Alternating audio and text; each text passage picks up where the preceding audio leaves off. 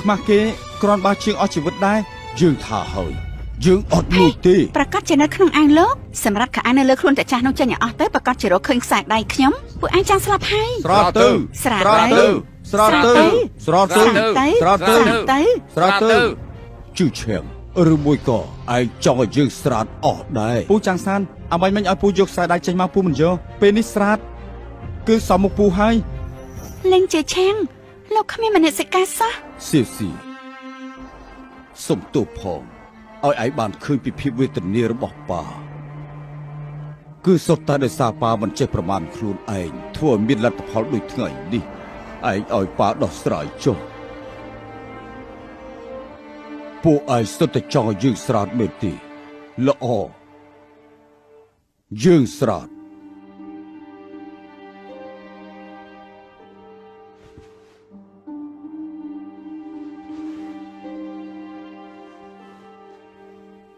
យើងស្រោត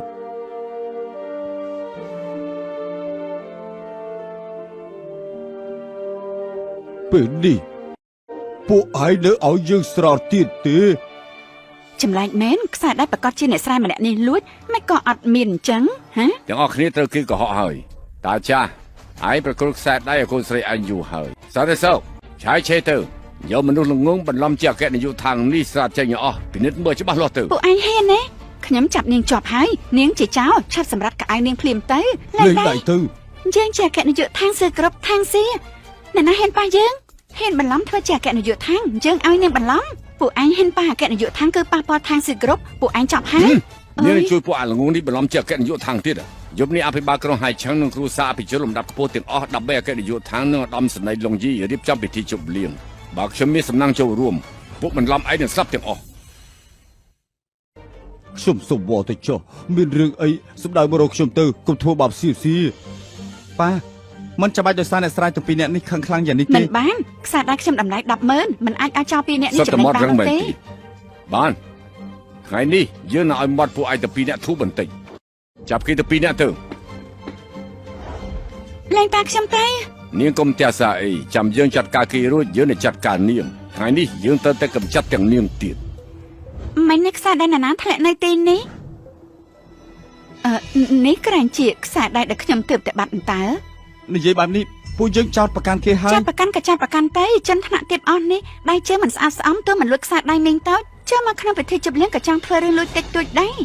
នៅម្លេះដៃទៀតប៉ាអស់អីហើយការពិតរកឃើញហើយប៉ាមិនបានធ្វើអ្វីខុសទេស៊ីប៉ាខុសហើយប៉ាមិនគួរដើរមកចូលរួមមកគោលការណ៍នេះទេត្រូវគេប្រមាថប៉ាមិនឈឺចិត្តទេប៉ុន្តែជឿឆាំងគេមិនអាចជួយអ្នកក្រៅហើយបែរជាមកប្រមាថឪពុកខ្លួនឯងនោះទេឯងសុខចិត្តទទួលចោលធ្វើជាឪពុកឯងពិតជាធ្វើឲ្យយើងនេះអស់សង្ឃឹមលើឯងណាឆាប់សម្ដែងទៅនិយាយដូចសាច់ញាតិជឿឆាំងអញ្ចឹងគ្រាន់តែជាអ្នកចិត្តខាងតាជឿឆាំងឲ្យលោករកបាយស៊ីក្នុងពិធីមង្គលការគឺអាណិតណាស់ហើយលោកជាអ្នកក្រៅគ្មានជាប់តាក់ទងជាមួយសាច់ឈាមអីនោះទេមិនហើយរងទុកភេពូចាំងសានស្បែកជើងជូតរួចហើយពូគឺជាអ្នកក្រៅនៅក្នុងពិធីមង្គលការមិនសមទេពូឆាប់ទៅយើងជាអ្នកក្រៅយើងគឺជាអ្នកក្រៅប៉ាស៊ីពួកយើងទៅផ្ទះតោះ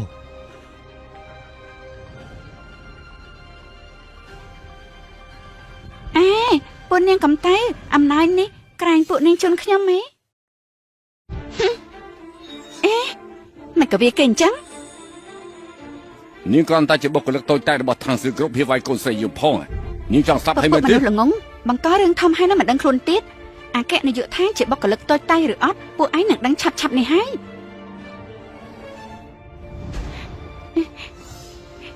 ប៉ាអំណាចទាំងអស់នោះមិនក៏មិនខត់ទុកទេនេះលុយប្រមាណទេអគ្គនាយកថាឯងហ៊ានខត់ដែរ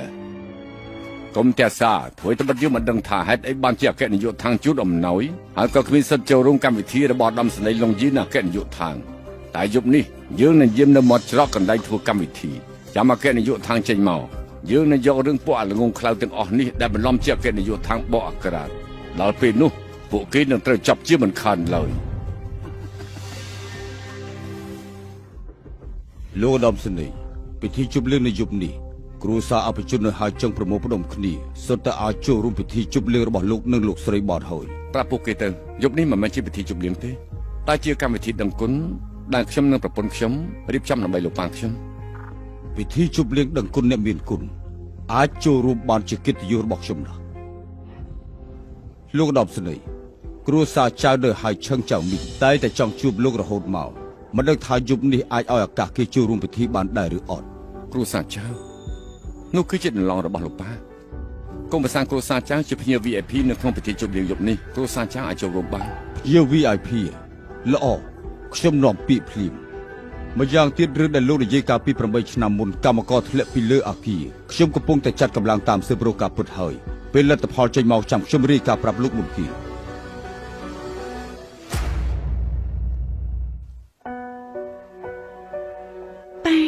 ប៉ាកុំបារម្ភដៃប៉ាមិនអីនោះទេប៉ុន្តែបងជាឆាំងហេតុអីហៅប៉ាថាពូចាំងសានប៉ាគឺជាប៉ាបង្កើតរបស់គាត់ និយាយទៅខុសមកពីប៉ាអប់រំគេមិនបានល្អសុទ្ធតែជាកំហុសរបស់ប៉ា លឹងជាឆាំងមនុស្សចង្រៃឬអាំងក្រស្រឡាញ់មានបាន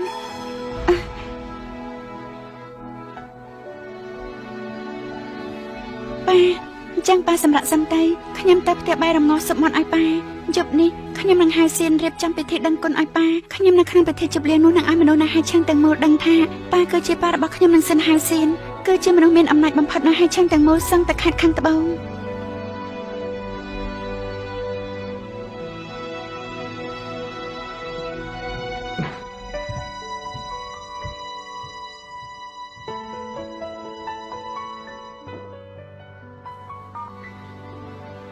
ចៅខៃតែត្រៀមខោអាវពីរឈុតឲ្យប៉ាខ្ញុំយកទៅពិធីជប់លៀងដឹងគុណម្យ៉ាងទៀតសើពេលលេងជាឆាំងប្រហែលឆ្នាំនេះធ្វើដាក់ប៉ាខ្ញុំយ៉ាងម៉េចខ្លះ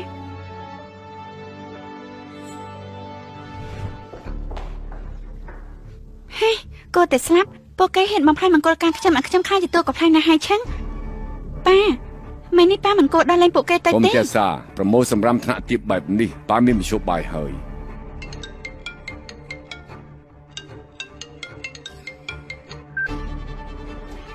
លោកអភិបាលមានការអីទៀត ចៅមីងលោករកបានកូនប្រសាល្អមែនទែនគ្រួសារចៅរបស់លោកមានឱកាសហក់ឡើងខ្ពស់ហើយ លោកអភិបាលចង់មានន័យថាម៉េច ក្រែងលោកចង់ជួបលោកអគ្គនាយកថាងអគ្គនាយកថាងជាលោកស្រីរបស់ឧត្តមសេនីយ៍លងឈីកូនប្រសារបស់លោកជាភ្ញៀវកិត្តិយសរបស់លោកឧត្តមសេនីយ៍លងឈីគ្រួសារពួកលោកទាំងអស់សុទ្ធតែអាចចូលរួមពិធីជប់លៀងដឹងគុណយប់នេះបានគឺជាគុណសម្បត្តិកូនប្រសាលោក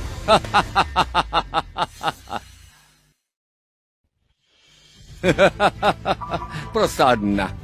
តែនេះគ្រួសារយើងទាំងអស់គ្នាក្នុងឋានៈជាភ្ញៀវកិត្តិយសចូលរួមពិធីជប់លៀងដឹងគុណឪពុករបស់អគ្គនាយកថាងនិងលោកឧត្តមសេនីយ៍គ្រួសារចៅយើងពិតជាហត់ដល់លើមេឃហើយ ឧត្តមសេនីយ៍លងឈីគឺជាឧត្តមសេនីយ៍លងឈីដែលក្តោបក្តាប់ទាហានរាប់ម៉ឺននាក់នៅឯឡុងកននោះតាមមែនទេ បើមិនមែនគេគឺជានរណាទៅជាឆាំងមិននឹកស្មានថាឯងមានតំណែងតំណស្អិតរមួតជាមួយលោកឧត្តមសេនីយ៍សោះ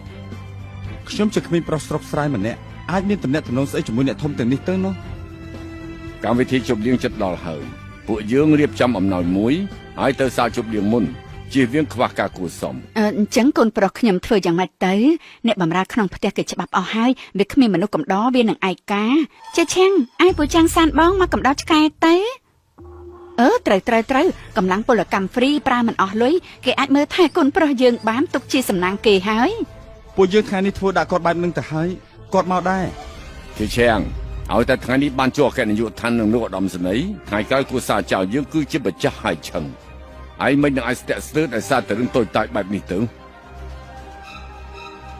មែនហើយជាឆាំងរឿងតូចប៉ុណ្ណឹងបងអាចធ្វើបានល្អ បើអញ្ចឹងចាំបងទូរស័ព្ទឲ្យគាត់ភ្លាម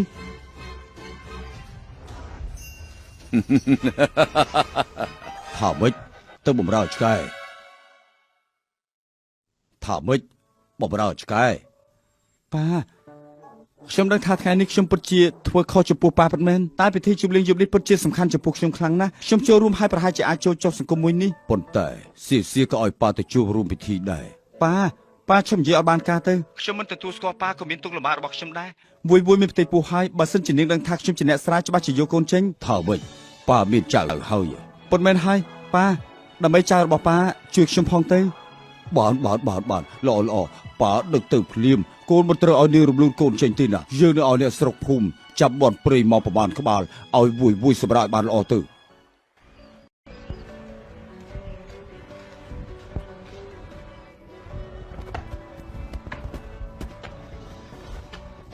ពូឆានសានមិនក៏ពូទៅមក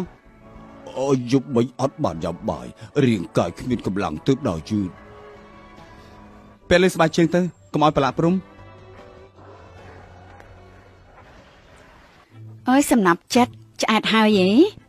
ហីលោកមិនតាន់ញ៉ាំអីទេមែនទេទីនេះមាននំលោកត្រាប់ពោះសិនតែចាំពួកខ្ញុំមកវិញខ្ចប់អាហារសល់ពីពិធីជប់លៀងថ្នាក់ខ្ពស់ឲ្យលោកខ្លះទៀតតែនេះឆ្កែទៅស៊ីហើយទីឆ្កែស្អីនេះជាកូនរបស់ខ្ញុំស៊ីទៅស៊ីទៅ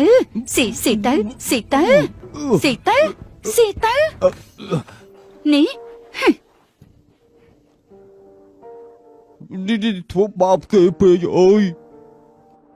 បានហើយចិត្តដល់មកហើយទៅយើងណែត្រូវមើលកូនខ្ញុំឲ្យបានល្អបាត់តែរោមមួយសរសៃខ្ញុំនឹងបំបាក់ជើងលោកមួយចំហៀងទៀតជឿឈឿងយប់នេះប៉ាអត់បានមកពេលវាមិនស្លាប់នោះទេម្យ៉ាងទៀតពិធីជប់លៀងនៃយប់នេះមិនមែនដើម្បីប៉ាទេទុកនំប៉ានេះស្រួលបួលទៅ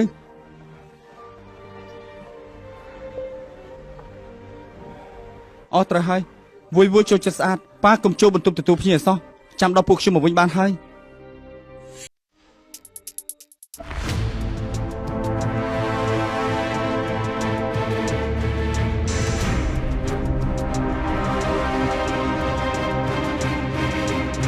សុបបីតែឆ្កែក៏មានផ្ទះដែរចុះផ្ទះខ្ញុំវិញទៅអីដល់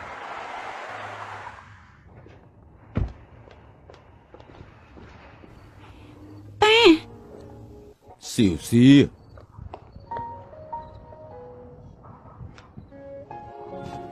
ប៉ាយប់នេះខ្ចៅតិចណាស់មកកប៉ាមកអង្គុយនៅខាងក្រៅឯណាបងជាឆាងបងជាឆាងឯងមានការរវល់ទៅក្រៅសំទោសកណយុលោកម្ចាស់ឋានចង់ជួបកូនប្រុសហើយនេះឲ្យទើបខ្ញុំសមាជិកដល់ខ្លួនឯងជូនគាត់មកទីនេះឆាប់ទៅទទួលតោះទៅបាទអរេស៊ីមិនអាចបន្ទោសគេបានទេគឺប៉ាជាអ្នកចង់មកខ្លួនឯងប៉ាមិនតាន់ញ៉ាំបាយទេមែនទេតាខ្ញុំនាំប៉ាទៅញ៉ាំបាយខ្ញុំបានត្រៀមបង្កងអូស្ត្រាលីនិងស្ដេចក្តាមខ្មែរសង់លោកឲ្យប៉ាស៊ីពិធីជប់លៀងយប់នេះយល់អប៉ាកុំចូលរួមអីប៉ាគឺជាអ្នកស្រែមិនសមឡើងឆាកទេ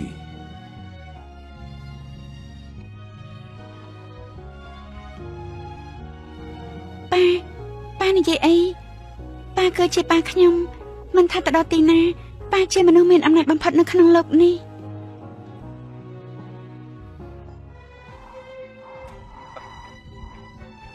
ហើយយ៉ាស្មានមកដល់ថាឧត្តមសេនីយ៍និងអគ្គនាយកដ្ឋានរៀបចំពិធីជប់លៀងប្រណិតយ៉ាងហ្នឹងណែយប់នេះសុទ្ធតែជាគ្រួសារអភិជនដែលគ្រួសារចៅយប់ប៉ះពាល់មិនបានទាំងអស់គ្នាត្រូវតែប្រយ័ត្នប្រយែង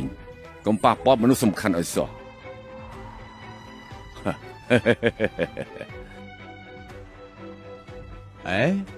នោះគឺចៅមីងតាត្រូវហើយចាំមីងនេះជាភ្ញៀវ VIP របស់ឧត្តមសេនីយ៍និងគ្រួសារឋានគេអាចតំណែងតំណងដើម្បីឈោងតោអគ្គនាយកដ្ឋាននិងលោកឧត្តមសេនីយ៍បានហើយគ្រួសារចៅនេះមួយជំហានឡើងដល់លើមេឃហើយមិនខុសទេ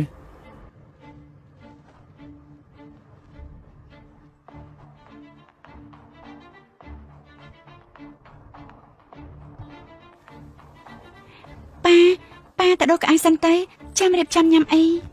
ល្អ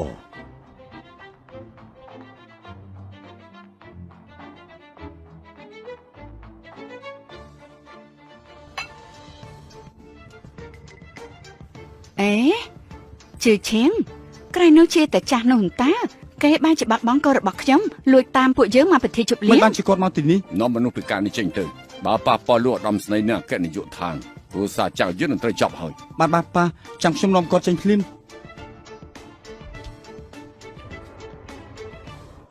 ជឿឈៀងពូមនុស្សតែមើលឆ្កែមកធ្វើអីស៊ីប្រាប់ថាពិធីជប់លៀងយប់នេះធ្វើដើម្បីខ្ញុំធ្វើឲ្យលោកជាឈៀង តាចាម្នាក់នេះមិនមែនមកពិធីជប់លៀងដឹងគុណឪពុករបស់អគ្គនាយកដ្ឋាននិងលោកឧត្តមសេនីយ៍បានឡំជាលោកម្ចាស់ចាស់ទេដឹង ខ្ញុំមិនបានធ្វើពុតទេគឺសៀសជាអ្នកជើងខ្ញុំមកក៏ពុតនាងគឺជា ហើយជាអ្នកជនបទយើងប្រមានអីណាយប់នេះគ្រូសាចៅយើងមួយចំហៀនដល់មីបើសិនជាឯងបង្ករឿងយើងនឹងឲ្យជួយឆឹងទម្លាក់ឲ្យចុះពីជាន់ទី18 តាចាឯណាកូនប្រុសខ្ញុំបើកូនប្រុសខ្ញុំបាត់រោមតែមួយសរសៃខ្ញុំនឹងកប់លោកទាំងរស់ ពូឆាសានឈប់កុហកទៀតទៅយប់នេះជាពិធីជប់លៀងដឹងគុណរបស់លោកម្ចាស់ចាស់បើពូលោកបង្ករឿងទីនេះទៀតណាក៏មិនអាចជួយបានដែរយើងមិនឲ្យទៅណាបានទេបើយើងទៅសៀសហើយនឹងហៅសៀននឹងទៅរកយើងលេងឆាសានលោកឈួតហើយលោកហ៊ានហៅឈ្មោះឧត្តមសេនីយ៍លងឈីងលោកចោះពួកយើងស្លាប់មែនទេ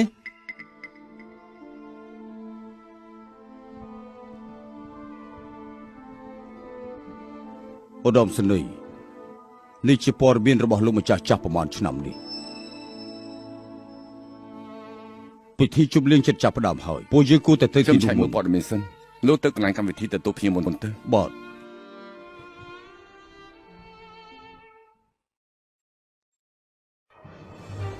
ជឿឆាំងហេតុអីក៏ឯងមិនជឿខ្ញុំពូឆាងសានទីនេះមិនមែនជាកន្លែងដែលអ្នកស្រាយអាចមកបានទេកុំបង្ករឿងឲ្យខ្ញុំឲ្យសោះពូឆាប់ទៅ ឆាប់ចេញទៅមិនអញ្ចឹងខ្ញុំនឹងហៅសន្តិសុខមកត្រឡប់ទៅវិញមើលកូនប្រុសខ្ញុំឲ្យស្រួលបួលហ៊ានឲ្យជ្រុះរោមតែមួយសរសៃខ្ញុំនឹងរាយលោក ល្អខ្ញុំទៅ ប៉ាកំតៃអ្នកត្រូវទៅគឺពួកឯង នាងក៏ហ៊ានមកដែរ ស្រីចង្រៃមកបន្លំធ្វើអគ្គនាយកដ្ឋាននាំតែចាំមកបោកស៊ីបោកផឹកនៅទីនេះទៀតបើអគ្គនាយកដ្ឋានពិតប្រាកដដឹងនាងចាប់មិនខានអ្នកដែលចាប់គឺពួកឯងប៉ាសុបនេះគឺមេចង់ផៅវាងធ្វើជូនប៉ាឆាប់ពិសាទៅ សៀសៀពួកយើងទៅ ថ្ងៃនេះមានខ្ញុំនៅអ្នកណាក៏ដេញប៉ាទៅមិនបានដែរ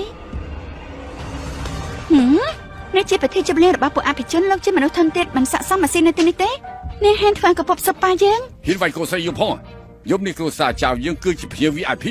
សៀសៀឲ្យមិនអីទេ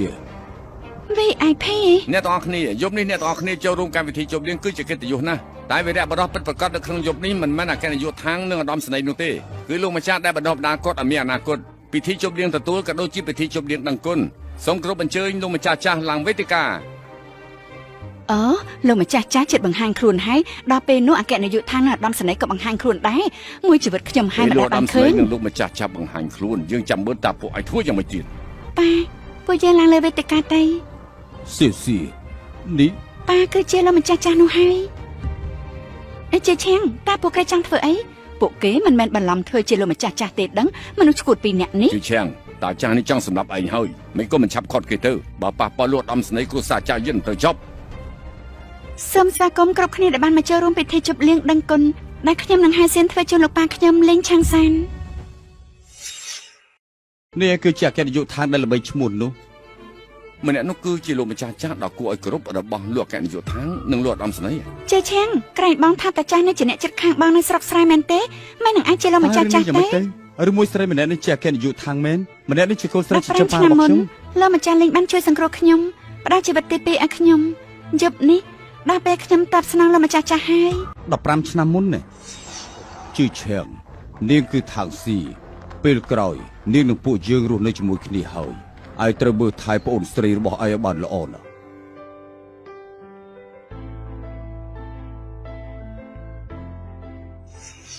ខ្ញុំចាំបានហើយនាងជាពូជព្រៃដែលប៉ាដែលពូឆាងសានរើសយកមកចិញ្ចឹម ហឺម្នាក់គឺពូជព្រៃម្នាក់គឺជាអ្នកជនបទហ៊ានលួចចូលក្នុងពិធីជប់លៀងបន្លំជាមនុស្សសំខាន់ផង ចាប់ហើយគ្រួសារចៅខ្ញុំខ្លាចជាអ្នកមានប្រជជនថ្នាក់ទាបពីរនាក់នេះបំផ្លាញហើយមនុស្សថ្នាក់ទាបបែបនេះចំណាយនឹងពួកយើងល្អជាងគេទើបចង់ធ្វើបាបពួកយើង លេងឆាងសានលោកឈួតហើយមែនទេមិនក៏មកបន្លំធ្វើជាលោកម្ចាស់ចាស់មកតាមខ្ញុំ លេងជាឆាំងលោកធ្វើអីលេងប៉ាខ្ញុំទៅ នេះជាដណាហ្នឹងហ៊ាននិយាយបែបនេះដល់លោកម្ចាស់ចាស់ ខ ផ ង ង សាងគ្រួសារចាងតែទោះជាគ្រួសារចាងជាភ្ញៀវ VIP ក៏មិនអាចប្រមាថដល់លោកម្ចាស់ចាស់បានដែរហឺអ្នកទាំងអស់គ្នាមនុស្សថោកទី2នាក់នេះគ្រាន់តែបន្លំជាលោកម្ចាស់ចាស់នៅអគ្គនាយកដ្ឋានតែប៉ុណ្ណោះពួកគេចង់កេងប្រយោជន៍ពីលោកម្ចាស់ចាស់នៅអគ្គនាយកដ្ឋានមិនទាន់មកដល់សោយសុកដោយកិត្តិយសក្នុងពិធីជប់លៀងនេះហឺ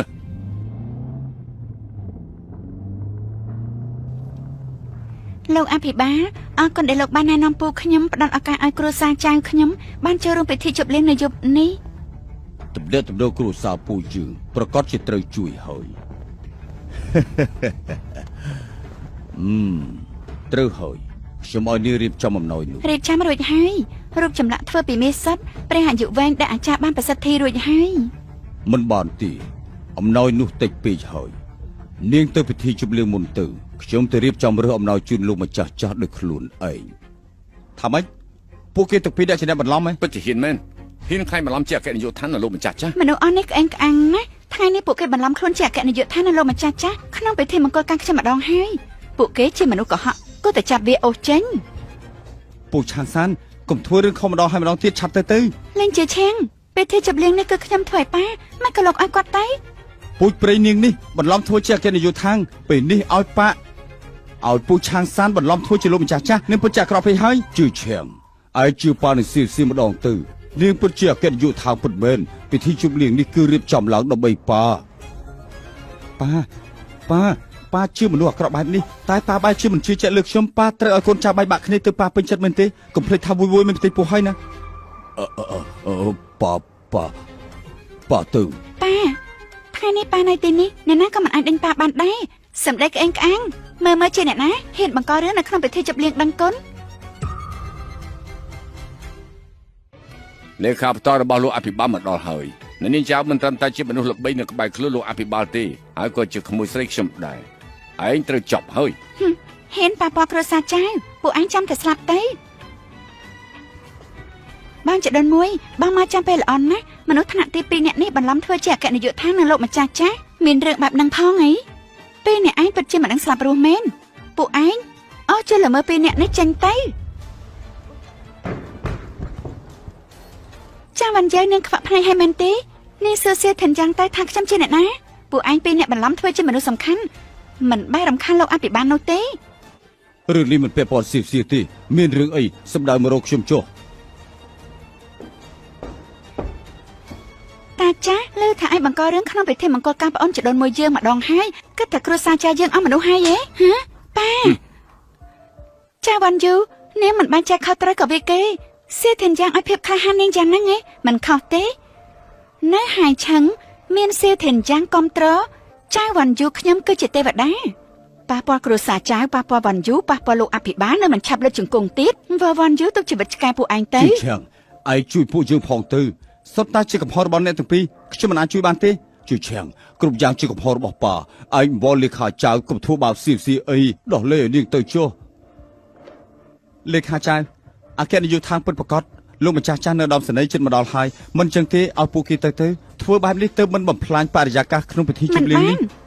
ពួកគេបន្លំជាអគ្គនាយកដ្ឋាននៅលោកម្ចាស់ចាស់បើដល់លែងពួកគេទៅអត់ដំសនីសិនបន្តមិនជាបញ្ហាពួកយើងទៅហើយ មិនអាចដោះលែងបានទេយប់នេះជាថ្ងៃដែលគ្រួសារចៅយើងរីកចម្រើនមិនអាចដោយសារជនថោកទាបពីរនាក់នេះធ្វើឲ្យខូចអនាគតគ្រួសារចៅយើងឡើយ លោកអភិបាលបញ្ជាឲ្យខ្ញុំរៀបចំពិធីជប់លៀងនេះខ្ញុំប្រកាសជាមិនអាចពួកឯងបំផ្លាញបាននោះឡើយចាត់ការកាត់ដៃកាត់ជើងពួកគេព្យួរនៅមាត់ទ្វារទុកជាការសំទោសលោកម្ចាស់ចាស់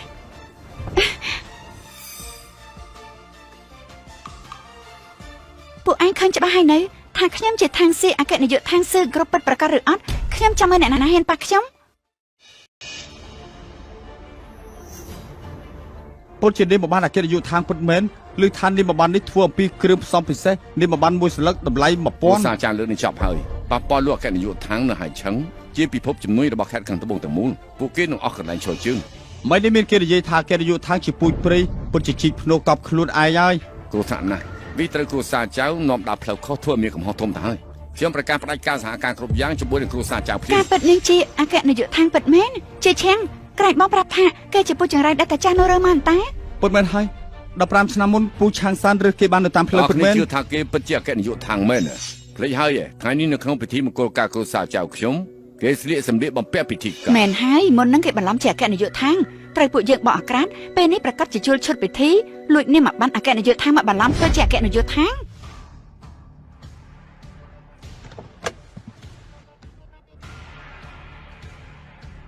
អគ្គនាយកចៅក្អែរបស់លោកម្ចាស់ចាស់ត្រៀមរួចហើយ អាចមិនសិតលីងជីឆាំងប្រហែលឆ្នាំមកនេះធ្វើយ៉ាងណាចំពោះលោកម្ចាស់ចាស់ខ្លះដោយសារជប់លៀងយករឿងនេះរៀបការជូនអគ្គនាយកដ្ឋាន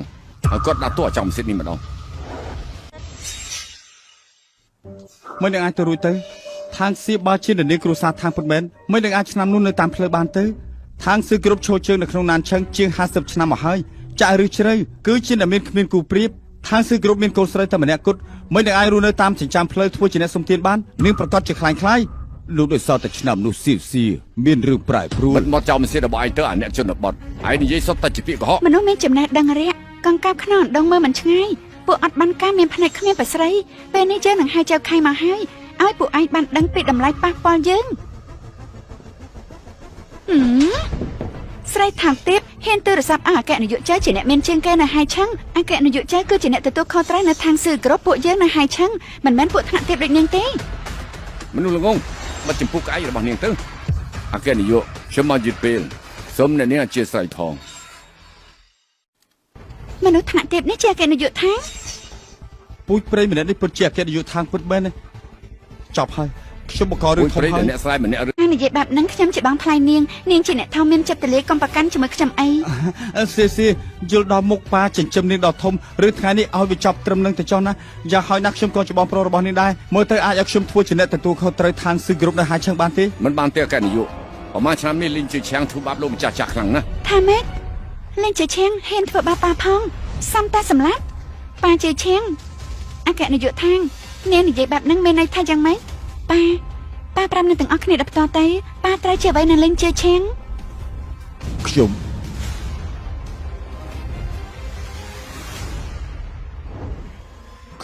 ជាបើសិនជាខ្ញុំនិយាយទៅជឿឆឹងមិនខ្លាចជាអ្នកកុហកទៅហើយទេដល់ហើយចុះស៊ីប៉ាហត់ហើយពួកយើងទៅវិញទៅ ប៉ាមិនបាច់ដោយសារតែលេងជាឈៀងរងទុកទាំងស្រុងបែបហ្នឹងទេអគ្គនាយកថាងទោះជាគេពិតជាពុកចិញ្ចឹមនាងមែននាងក៏មិនអាចឲ្យគេបន្លំជាលោកម្ចាស់ចាស់ដែរតំណែងថ្ងៃនេះមានតែលោកម្ចាស់ចាស់ទេដែលអាចអង្គុយបានមិននឹងឲ្យអ្នកស្រីម្នាក់នេះទៅហេតុអីនាងយល់ថាគាត់មិនមែនជាលោកម្ចាស់ចាស់ជាអ្នកស្រីម្នាក់ប៉ុណ្ណោះមិននឹងអាចជាលោកម្ចាស់ចាស់របស់ឧត្តមសេនីយ៍សិនអគ្គនាយកថាងឧត្តមសេនីយ៍សិនជាប្តីនាងមិនខ្លាំងខ្លាយតែនាងទោះជាមិនពេញចិត្តគាត់យ៉ាងណាក៏មិនអាចរកមនុស្សបន្លំជាលោកម្ចាស់ចាស់ដែរអំណាចរបស់ឧត្តមសេនីយ៍សិនត្រូវនាងធ្វើឲ្យអាប់អោនអ្នកដែលទទួលទោសគឺជានាងធ្វើបាបប៉ាខ្ញុំវេប៉ាខ្ញុំហើយចាំបំបាក់ដៃជើងពួកយើងនឹងជេរពួកយើងជាអ្នកស្រែទៀតនាងស្មានថានាងជាអ្នកណាខ្ញុំខុសហើយអគ្គនាយកថាងនាងឈប់វេទៅថ្ងៃនេះទោះជាអភិបាលហើយឆឹងសៀវធានយ៉ាងឈរនៅចំពោះមុខខ្ញុំហ៊ានសង្ស័យប៉ាខ្ញុំនៅតែឲ្យគេលុតជង្គង់ទទួលទោស លោកអភិបាលអញ្ជើញមកដល់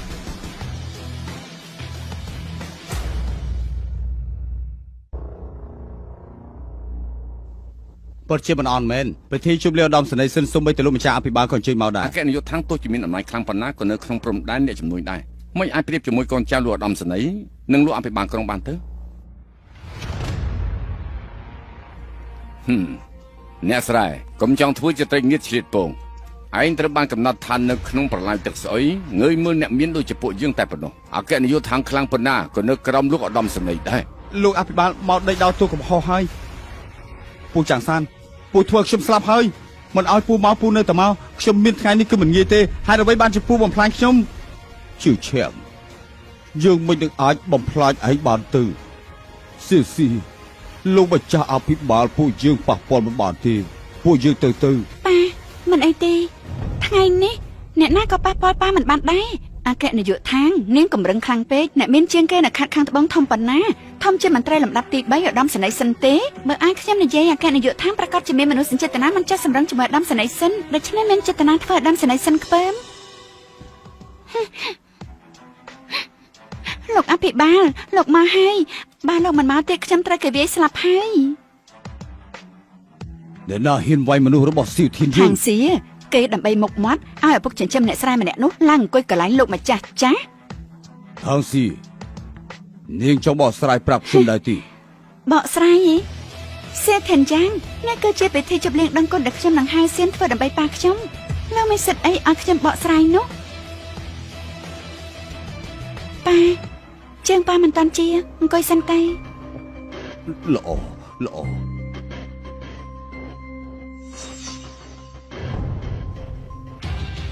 មើលគេហ៊ានអង្គុយកន្លែងលោកម្ចាស់ចាស់ នេះគឺជាការមិនគោរពចំពោះឧត្តមសេនីយ៍សិនខាងស៊ីនាងឈួតហើយ សិទ្ធិយ៉ាងលោកនិយាយស្អីទៅតែប្រយ័ត្នបន្តិចបន្លំជាអគ្គនាយកថាងដោយបន្លំជាលោកឧត្តមសេនីយ៍យ៉ាងចឹងអី ជើខាយទោះបីជាឯងគឺជាអ្នកមាននៅក្នុងហើយឈឹងតែឯងគ្រាន់តែជាឆ្កែមួយក្បាលរបស់ທາງស៊ីតែប៉ុណ្ណោះយើងជាកូនចៅរបស់ឧត្តមសេនីយ៍សិនທາງស៊ីឲ្យគេបន្លំធ្វើជាលោកម្ចាស់ចាស់ទោះធូនធូនណាស់ សិនហានស៊ីនបើលោកដឹងថាលោកធ្វើរឿងល្ងងខ្លាចបែបហ្នឹងតំណែងអភិបាលលោកនេះអស់មិនខានលោកអភិបាលយប់នេះជាពិធីជប់លៀងដឹងគុណរៀបចំដើម្បីលោកម្ចាស់ចាស់លោកអង្គុយមើលពួកគេអុកឡុកចាំដល់ឧត្តមសេនីយ៍សិននៅលោកម្ចាស់ចាស់ម្ដងប្រកាសជាមានរឿងធំ ខ្ញុំមិនចាំបាច់និយាយអត់បានការជាមួយពួកគេអង្គទាំងនេះទេពួកឯងវាយបំបាក់ជើងមនុស្សទាំងអស់នេះហើយបោះចេញទៅក្រៅទៅ បន្ថែមល្បឿនទៅបើទៅយឺប្រពន្ធយើងមិនសប្បាយចិត្តទេ បាទលោកឧត្តមសេនីយ៍ បង្ខំប៉ាលុតពីលើអគារគឺចាំងមី លោកឧត្តមសេនីយ៍ចៅមីគឺជាពុកក្មេងរបស់លីជាឈាំងគឺជាកូនប្រុសរបស់លោកម្ចាស់ចាស់ថ្ងៃមិញខ្ញុំនាំលោកម្ចាស់ចាស់ទៅគ្រួសារចៅមនុស្សគ្រួសារចៅចាក់សោទ្វារឲ្យលោកម្ចាស់បំរើ សា ឆ្កែ ចាំងមិនបានជាប្រហិនខ្លាំងម្ល៉េះប្រកាសបញ្ជាបិទផ្លូវ5នាទីទៀតយើងទៅដល់កន្លែងជប់លៀង បាទ